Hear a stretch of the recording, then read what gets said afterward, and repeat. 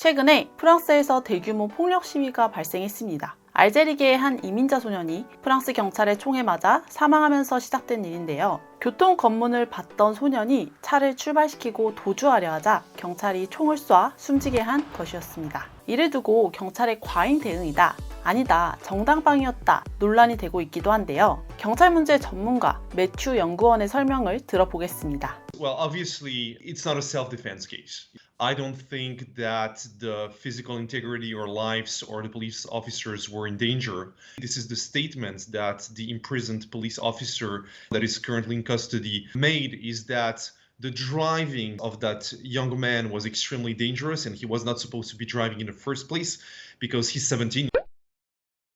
In France, you have to be 18 to have a driver's license, and that he was posing a danger potentially to surrounding people, to bystanders, which is why he used his firearm. And in France, since 2017, it is allowed to open fire on a vehicle if that vehicle is basically fleeing, is not compliant, and posing a danger to people around.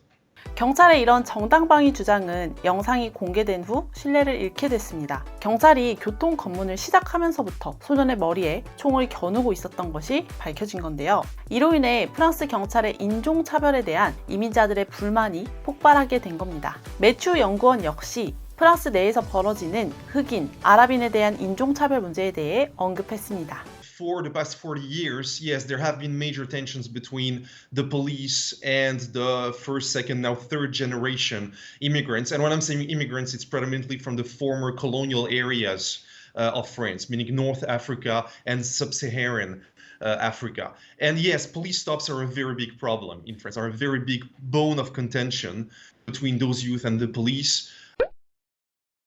Well, depending on the research, you have basically something like 8 to 10 times higher likelihood to be checked, to be stopped and searched by the police if you're of Arab or African origin. 실제로 프랑스는 이민의 나라라고 불립니다. 유럽에서 가장 빨리, 가장 많은 이민자들을 받은 나라이기 때문인데요. 특히 1차 세계대전 직후 노동력 문제가 커지면서 아프리카와 모로코, 알제리 출신 인력들을 대거 받아들였습니다. 이들은 인구 증가에 기여했지만 사회에 적응하지 못한 채 빈곤층으로 남았고 인종차별 문제가 계속해서 이어져 오고 있는 겁니다. France say that we are equal, but sometimes you see that we are not equal.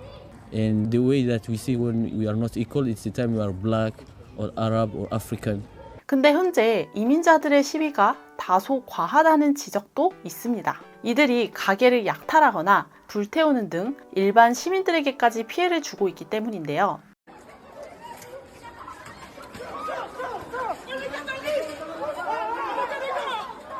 그 와중에 이런 일이 벌어질 걸 미리 예측했던 과거 주요 인사들의 발언이 주목을 받고 있습니다. 아랍에미리트 외무부 장관은 지난 2017년 유럽에서 수많은 중동, 아랍계 극단주의자들이 나오게 될 거라 경고를 했고요. There will come a day that we will see far more radical extremists and terrorists coming out of Europe because of the lack of decision making, trying to be politically correct, or assuming that they know the Middle East and they know Islam and they know the others far better than we do.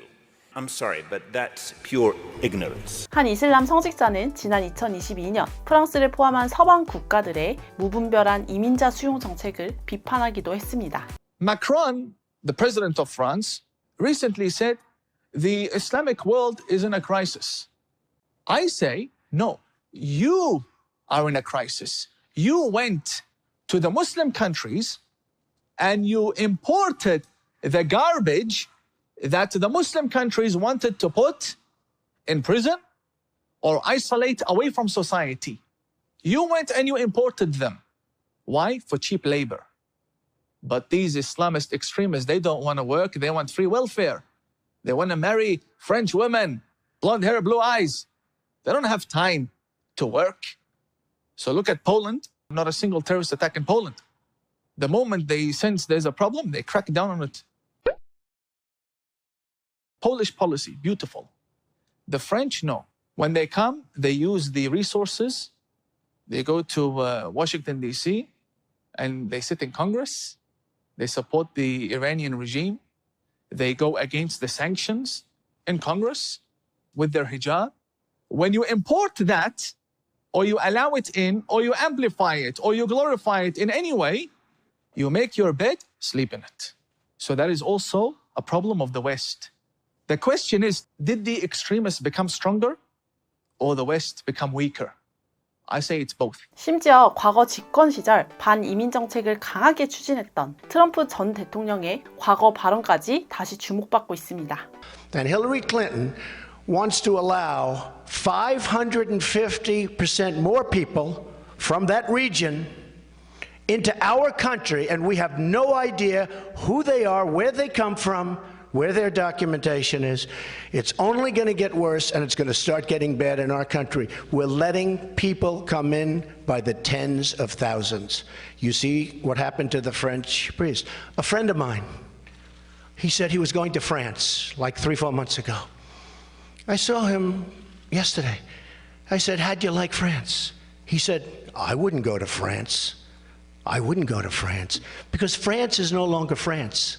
France is no longer France. 당시에는 과도한 걱정으로 느껴졌던 주요 인사들의 이런 발언들이 이제 현실이 되어버린 모습을 보면서 다시 한번 화제가 되고 있는 건데요. 최근에 유럽뿐만 아니라 저출산, 고령화의 문제를 이민 정책으로 해결하고자 하는 나라들이 많아지고 있습니다. 프랑스의 이런 사례가 지금 더욱 세계인들의 뜨거운 관심을 받는 이유가 아닐까 싶습니다. 우리나라 역시 같은 고민을 하고 있는 만큼 남의 일로만 느껴지진 않는데요. 그 취지를 제대로 살리기 위해서라도 철저한 준비 끝에 정책이 실행되었으면 하는 바람입니다. 이상 뉴순이었습니다.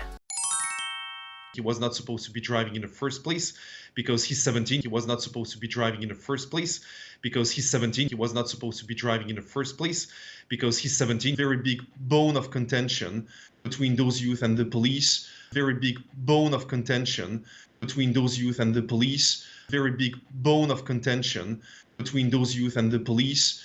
The moment they sense there's a problem, they crack down on it. The moment they sense there's a problem, they crack down on it. The moment they sense there's a problem, they crack down on it.